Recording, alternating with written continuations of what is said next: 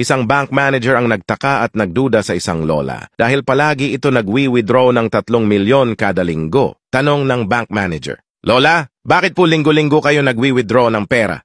Ano ho bang trabaho nyo?" Sumagot yung lola, "Walay ho, napalanunan ko lang ito sa pustahan." Di naniniwala ang bank manager. "Ano ho bang pustahan yan? Parang di naman po kapani-paniwala." Sumagot ulit yung lola, "Sige, magpustahan tayo. 50K. Ang pusta ko ay square yang hugis ng itlog mo. Babalik ako bukas at magdadala ako ng kasama," sabi ng bank manager. "Sige, deal. Alam ko naman hindi square itlog ko eh." "Malalaman natin bukas," sagot ng matanda. Kinabukasan bumalik ang lola at may dalang kasama. Hinubad na ng bank manager ang kanyang pantalon.